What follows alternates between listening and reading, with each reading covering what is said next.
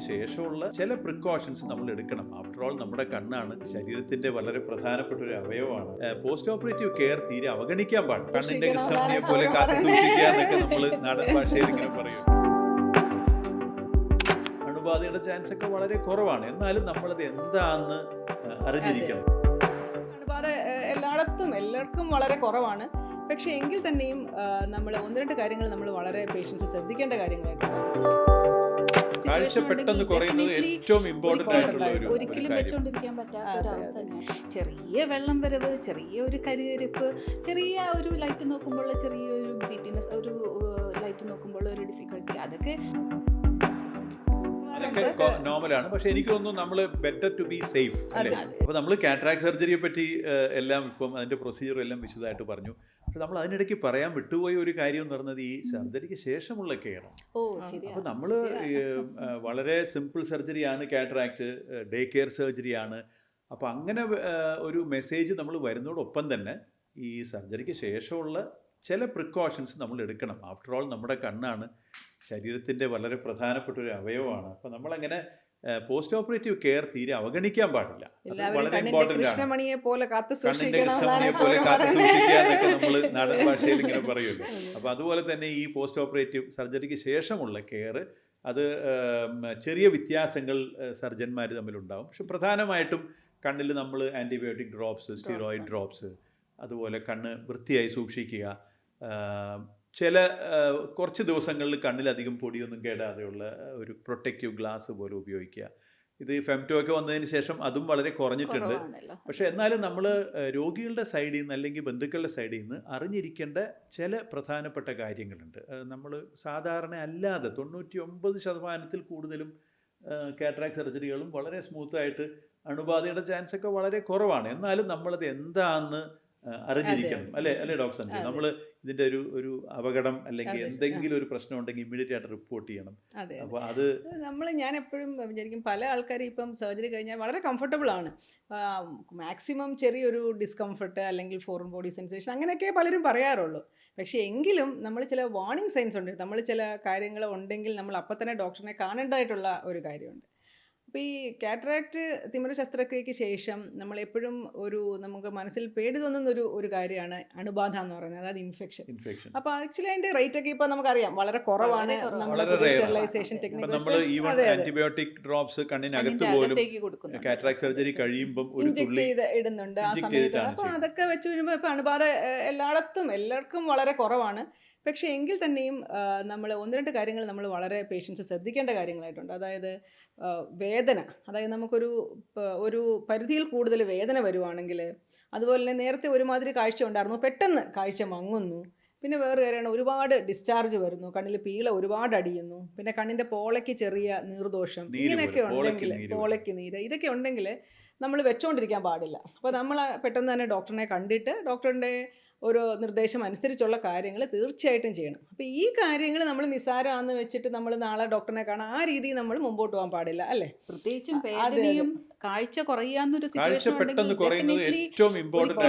ഒരിക്കലും വെച്ചുകൊണ്ടിരിക്കാൻ പറ്റാത്ത ഒരു അവസ്ഥ തന്നെയാണ്. എന്നാലും പക്ഷേ ചെറിയ വെള്ളം വരവ്, ചെറിയ ഒരു കരിയരിപ്പ്, ചെറിയ ഒരു ലൈറ്റ് നോക്കുമ്പോൾ ചെറിയൊരു ഗ്രീറ്റിനെസ്, ഒരു ലൈറ്റ് നോക്കുമ്പോൾ ഒരു ഡിഫിക്കൽട്ടി, അതൊക്കെ സാധാരണമായിട്ട് നമ്മൾ കാണാറ്. ഇതൊരു ചെറിയതാണെങ്കിലും ഒരു ശസ്ത്രക്രിയ തന്നെയാണല്ലോ, ചെറിയ റെഡ്നെസ്സും എല്ലാം നമുക്ക് ഉണ്ടാവാറുണ്ട്. നോർമലാണ്. പക്ഷെ എനിക്ക് തോന്നുന്നു നമ്മൾ ബെറ്റർ ടു ബി സേഫ്.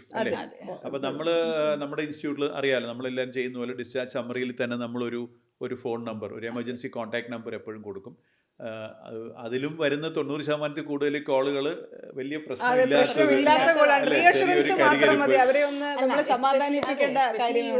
പ്രത്യേകിച്ചും കണ്ണിന്റെ സർജറി ആകുമ്പോൾ എല്ലാവരും ഭയങ്കര ഒരു സെൻസിറ്റീവ് ആണല്ലോ. അപ്പോൾ അത് കാരണം ചെറിയ ചെറിയ ഈ പോലത്തെ സിംറ്റംസ് ഒന്നും നമുക്ക് വലിയ ഡ്രൈനെസ് വളരെ കോമൺ ആയിട്ട് എസ്പെഷ്യലി സർജറിക്ക് ശേഷം, അവർക്ക് അതിന് മുമ്പ് തന്നെ ഉണ്ടായിരുന്നായിരിക്കാം, പക്ഷെ അത് കൂടുതൽ മോശമായി കാണാറുണ്ട്. പലരും കംപ്ലൈന്റ് ചെയ്യും, ഒരു കണ്ണ് നമ്മൾ ഓപ്പറേറ്റ് ചെയ്തു മറ്റേ കണ്ണ് ചെയ്തില്ല. ഈ ഡ്രൈനസിന്റെ സിംറ്റം എപ്പോഴും ഓപ്പറേറ്റ് ചെയ്ത കണ്ണിലായിരിക്കും കൂടുതൽ. അപ്പൊ പേഷ്യൻസ് അതിനെ കണക്ട് ചെയ്യുന്നത് ശസ്ത്രക്രിയയുമായിട്ടായിരിക്കും. ഞാൻ ഓർത്തത് മറ്റൊരു പ്രധാനപ്പെട്ട പേഷ്യൻസിന്റെ ഛർദ്ദല്, അതായത് വൊമിറ്റിങ്ങും സിവിയർ ഐ പെയിനും. അപ്പൊ അത് വരുവാണെങ്കിലും നമ്മൾ നേരത്തെ പറഞ്ഞതുപോലെ ഇൻഫെക്ഷൻ അല്ലെങ്കിൽ കണ്ണിന്റെ പ്രഷർ പറഞ്ഞതുപോലെ കണ്ണിന് പ്രഷർ, അതെ. അതും ഈ പറഞ്ഞ പോലെ പുതിയ മോഡേൺ ശസ്ത്രക്രിയയിൽ വളരെ വളരെ വളരെ കുറവാണ്. റെയറാണ്.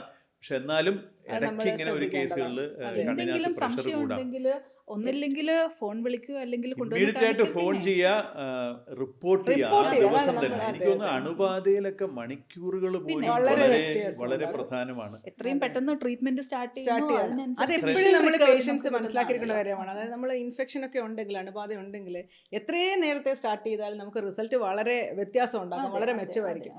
അതുകൊണ്ട് നമ്മൾ നോർമലി പ്രതീക്ഷിക്കുന്നതിലും കൂടുതലായിട്ടുള്ള വേദനയോ കാഴ്ചക്കുറവോ അല്ലെങ്കിൽ എസ്പെഷ്യലി കണ്ണിന്റെ ഈ പോളയ്ക്ക് നീരോ അങ്ങനത്തെ ഒക്കെ ഉണ്ടെങ്കിൽ വന്നു കഴിഞ്ഞാൽ നമ്മൾ തീർച്ചയായിട്ടും ഡോക്ടറിനെ വന്ന് കാണുക. അതാണ് നമ്മളുടെ സൈഡിൽ നമുക്ക് അതെ, അതെ. പേഷ്യന്റ് എന്നുള്ള രീതിയിൽ ചില ചെയ്യാൻ പേഷ്യൻസ് പറ്റുന്നത്. പറയാറുണ്ട് ഇതുപോലെ കണ്ണിന്റെ അകത്ത് ഈ സൈഡിൽ നിന്ന് ഇങ്ങനെ ഒരു ലൈറ്റ് ഇങ്ങനെ ഒന്ന് പോകുന്ന പോലെയും, അല്ലെങ്കിൽ ഒരു എഡ്ജിൽ ഇങ്ങനെ ഒരു മറ പോലെയൊക്കെ ഇങ്ങനെയൊക്കെ. അത് വലിയ കുഴപ്പമുള്ള കാര്യങ്ങളൊന്നും അല്ല, ഈ എഡ്ജ് ഗ്ലെയർ എന്ന് പറയുന്നത് വളരെ കോമൺ ആണ്. വളരെ കോമൺ ആണ്. അതായത് നമ്മൾ ലെൻസിന്റെ ഒരു സൈഡിൽ, പ്രത്യേകിച്ച് ഈ സൈഡിൽ കാണുന്ന ചെറിയൊരു എഡ്ജ് ഗ്ലെയർ, പല പേഷ്യൻസും പറയും ഒരു മറ പോലെ കണ്ണിന്റെ കണ്ണട ഇട്ടാ അധികം ഫീൽ ചെയ്യില്ല, കണ്ണട എടുത്തു കഴിയുമ്പം അവിടെ ഒരു മറ പോലെ ഫീൽ ചെയ്യുന്നു. ആക്ച്വലി അത് പല പേഷ്യൻസ് ഒരു 1-2 ആഴ്ചക്കുള്ളിൽ പലരും റിപ്പോർട്ട് ചെയ്യാറുണ്ട്. അതെ, പക്ഷേ അതെ, ഓരോ അതെ. പീരീഡ് ഓഫ് ടൈം പക്ഷെ അവരതെല്ലാം നമ്മളത് റീഅഷ്യൂർ ചെയ്താൽ മതിയല്ലോ. അതെ. നമ്മളത് സംസാരിച്ച് ഇല്ല, കഴിയുമ്പോൾ കുഴപ്പമില്ല, ഒരു അത് 100% ശരിയായിക്കോളും. ആൾക്കാര് settle ചെയ്യാറുണ്ട്. പിന്നെ അതെ, ചെറിയ അതെ, ചെറിയ ഇങ്ങനെ സ്പാർക്ക് ലൈറ്റ് പോലെ കത്തുന്നു, അതൊക്കെ അത് നമ്മൾ പറയുന്നത് രണ്ട് വളരെ കോമൺ അതിനകത്ത് ആയിട്ടുള്ള ഒരു പ്രധാനപ്പെട്ട ഈ കാര്യങ്ങളാണ്. ലെൻസിന്റെ സർഫസിൽ നിന്നുള്ള ചെറിയ റിഫ്ലക്ഷൻസ് ആണ് കൂടുതലും വരുന്നത്. അതെ അതെ. വളരെ റെയർ ആയിട്ട് ചില പേഷ്യൻസിൽ ഈ ഞരമ്പുമായിട്ട് ബന്ധപ്പെട്ടുള്ള ഫ്ലാഷസ് പോലെ മിന്നൽ പോലെ, നമ്മളൊരു ഡാർക്ക് റൂമിൽ ഇരിക്കുമ്പോൾ ഇങ്ങനെ ശരിക്കും മിന്നൽ വളരെ ഫ്രീക്വന്റ് ആയിട്ട് വരിക.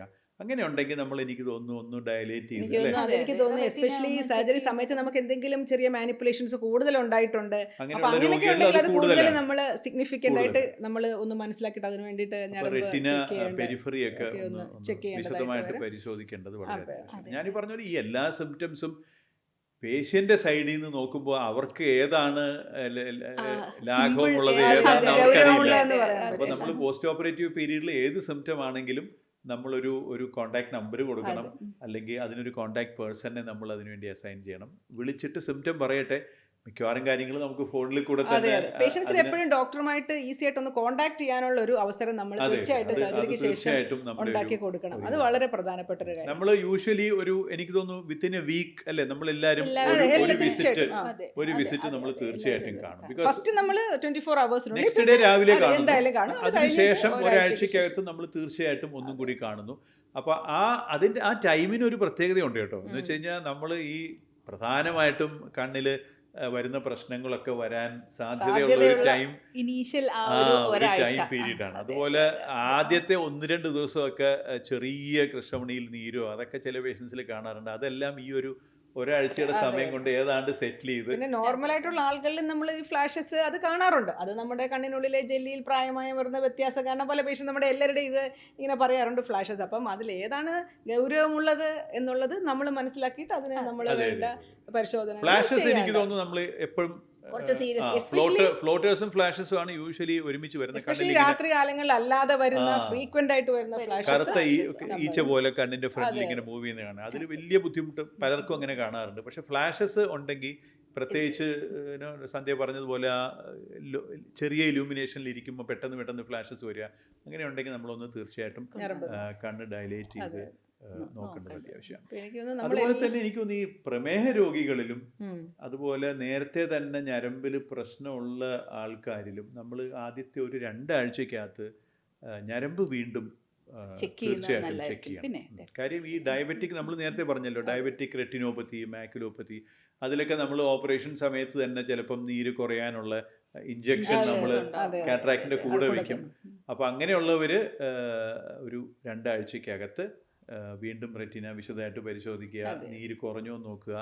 ഇഞ്ചക്ഷൻ എടുക്കാത്ത ആൾക്കാരിൽ വാസ്തവത്തിൽ ഡയബറ്റിക് റെറ്റിനോപ്പതി ചിലപ്പോൾ കാറ്ററാക്ട് സർജറി കൊണ്ട് തന്നെ കുറച്ച് കൂടാൻ സാധ്യതയുണ്ട്. അപ്പൊ അതൊക്കെ നമ്മൾ പേഷ്യന്റിനോട് കെയർഫുൾ ആയിരിക്കണം. അതെ നേരത്തെ എക്സ്പ്ലെയിൻ ചെയ്യണം. അതും വളരെ പ്രധാനപ്പെട്ടതാണ്.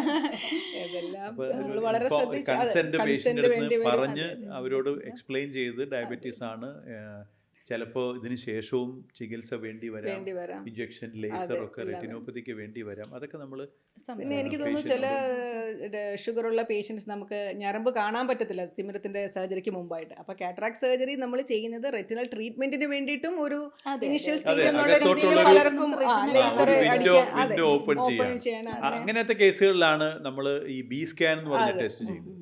പക്ഷെ ബി സ്കാൻ ഒരു കംപ്ലീറ്റ് ടെസ്റ്റ് അല്ല കേട്ടോ. ബി സ്കാനിൽ നമ്മൾ സ്ക്രീനിങ് ടെസ്റ്റ് അത്രേ ഉള്ളൂ. മേജർ ആയിട്ട് ഒരു ബ്ലീഡോ അല്ലെങ്കിൽ ഒരു ഡിറ്റാച്ച്മെന്റോ അങ്ങനെ എന്തെങ്കിലും ഉണ്ടെങ്കിലേ നമുക്ക് ബി സ്കാനിൽ അറിയാൻ പറ്റുള്ളൂ. പക്ഷെ നമ്മൾ അകത്തോട്ട് റെറ്റിന വ്യൂ ഇല്ല എന്നുണ്ടെങ്കിൽ എല്ലാ പേഷ്യൻസിലും ബി സ്കാൻ ചെയ്യും. മേജറായിട്ട് പ്രശ്നങ്ങൾ ബി സ്കാനിൽ നമുക്ക് ഉണ്ടോ ഇല്ലയോ എന്ന് അറിയാൻ പറ്റും. എന്നാലും ചെറിയ ഡയബറ്റിക് റെറ്റിനോപ്പത്തി അല്ലെങ്കിൽ മാക്കുലയിലുള്ള ചെറിയ പ്രശ്നങ്ങളൊന്നും ബി സ്കാനിൽ അറിയാൻ പറ്റില്ല. അതൊക്കെ ഓപ്പറേഷന് ശേഷം നമ്മൾ ഡീറ്റെയിൽഡ് ആയിട്ട് റെറ്റിന നോക്കുമ്പോഴേ അറിയാൻ പറ്റുള്ളൂ. പിന്നെ ഒരു നമുക്ക് കാറ്ററാക്ട് സർജറി ചെയ്ത് കഴിയുമ്പോഴേക്കും വിഷൻ ഡെഫിനറ്റ്ലി ബെറ്റർ ആവുമെങ്കിലും നമ്മൾ കളറുകൾ കാണുന്നതിൽ തമ്മിൽ വ്യത്യാസങ്ങൾ പേഷ്യൻസ് പറയാറുണ്ട്.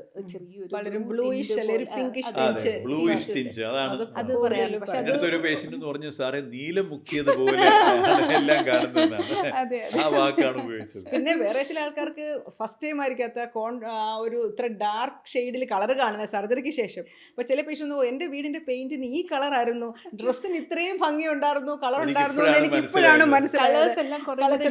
ഡീപ്പായിട്ട് കാണും. അതുപോലെ ഒരു കണ്ണ് ചെയ്ത് മറ്റേ കണ്ണിന് വെയിറ്റ് ചെയ്യുന്നവര് കമ്പയർ താരതമ്യം ചെയ്യുമ്പോൾ ഒരു കണ്ണിൽ ഇതായിട്ട് കാണും, ഒരു കണ്ണിൽ ഇത്തിരി മഞ്ഞിച്ച് കാണുന്നു.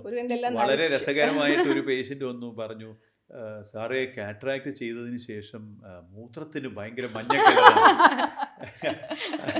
അപ്പോൾ ഞാൻ പറഞ്ഞ അതും ഇതുമായിട്ട് ഒരു ബന്ധവുമില്ല, അത് കളർ ഇപ്പോൾ ശരിക്കും കാണുകയാണ് എന്നൊരു അങ്ങനെ വളരെ രസകരമായ പോസ്റ്റ് ഓഫ് ഫീഡ്ബാക്ക് നമുക്ക് ലഭിച്ചു. അതിൽ ഏറ്റവും ശ്രദ്ധിക്കേണ്ട കാര്യം എനിക്കൊന്ന് നമ്മൾ ഈ ഡേഞ്ചർ സൈൻസ് നമ്മളൊന്ന് തീർച്ചയായും ഡേഞ്ചർ സൈൻസ് എന്താണെന്ന് രോഗി അറിഞ്ഞിരിക്കണം. അങ്ങനെ ചെയ്താൽ ഇമ്മീഡിയറ്റ് ആയിട്ട് റിപ്പോർട്ട് ചെയ്യണം. അതെനിക്ക് പെയിൻ, വേദന, പിന്നെ പെട്ടെന്നുണ്ടാകുന്ന കാഴ്ചക്കുറവ്, പിന്നെ നമുക്ക് കണ്ണിന്റെ പോളയ്ക്ക് വരുന്ന നിർദോഷം, ഇതെല്ലാം മറ്റ് സ്വാഭാവികമായിട്ടുള്ള ചെറിയ ചെറിയ വെള്ളം വരല് അല്ലെങ്കിൽ ഡിസ്കംഫർട്ട്, അതൊക്കെ നമുക്ക് ഇഗ്നോർ ചെയ്യാൻ പറ്റും. ഈ പോസ്റ്റ് ഓപ്പ് കെയറിൽ നമുക്ക് കറക്റ്റ് ആയിട്ട് ഈ നമ്മുടെ ഡ്രോപ്സ് ഇടുന്നതും വളരെ ഇമ്പോർട്ടന്റ് വളരെ പ്രധാനമാണ്. അതെ, ഈ മരുന്ന് മിസ് ചെയ്തിട്ട് വേദനയായിട്ട് നമ്മൾ അല്ലെ പല രോഗികളെയും കാണാറുണ്ട്. ചിലര് അതുപോലെ നമ്മൾ ഈ ഡോസ് കുറച്ചാണ് കൊണ്ടിരുന്നത്. അപ്പോൾ ഒരു ഡോസ് എത്തുമ്പോൾ അവർ ചിലപ്പോൾ വിചാരിക്കും ഇതോടുകൂടി മരുന്ന് കഴിഞ്ഞു എന്ന് വിചാരിക്കും, അവിടെ വെച്ച് ഡോസ് നിർത്തും. തീർന്നുപോയി പറഞ്ഞിട്ട് അതെ നീർദോഷമായിട്ട് വീണ്ടും വരാറുണ്ട്. പിന്നെ കോമൺ ആയിട്ട് കാണുന്ന വേറൊരു കാര്യം, എനിക്ക് എല്ലാവരും എക്സ്പീരിയൻസ് ഉണ്ടാവില്ലേ, ആദ്യത്തെ സർജറിയുടെ സമയത്ത് പിറ്റേ ദിവസവും ഒരു ബൈസ്റ്റാൻഡർ ആയിരിക്കും. പിന്നത്തെ ഫോളോ അപ്പിന് വരുന്നത് മിക്കവാറും വേറൊരു ബൈസ്റ്റാൻഡറോ അല്ലെങ്കിൽ നമ്മുടെ ഈ അപ്പൂപ്പനും അമ്മൂമ്മയും മാത്രമായിരിക്കും. അപ്പോൾ അങ്ങനെയുള്ള സമയത്ത് നമ്മൾ അവരെ പ്രത്യേകം ഒന്ന് ബോധവൽക്കരിക്കേണ്ടതായിട്ട് വരുന്നുണ്ട്. എക്സ്പ്ലെയിൻ ചെയ്തു. അപ്പോൾ കാറ്ററാക്ട് സർജറി വളരെ സിമ്പിൾ ആയിട്ടുള്ള പ്രൊസീജിയറാണ്, ഡേ കെയർ സർജറിയാണ്, റിക്കവറി വളരെ ഫാസ്റ്റാണ് മോഡേൺ ടെക്നീക്സിൽ. എന്നിരുന്നാലും പോസ്റ്റ് ഓപ്പ് കെയർ നമ്മുടെ ശരീരത്തിൻ്റെ ഒരു അവയവമാണ്, പ്രധാനപ്പെട്ട ഒരു അവയവമാണ്, വളരെ പ്രധാനപ്പെട്ട ഒരു അവയവമാണ്. അതുകൊണ്ട് പോസ്റ്റ് ഓപ്പ് കെയർ അതിൻ്റെ ശ്രദ്ധ അതിന് കൊടുക്കണം എന്ന് തന്നെയാണ് നമ്മളെല്ലാവരും. ഐ തിങ്ക് ദാറ്റ് അതൊരു മെസ്സേജ് നമ്മൾ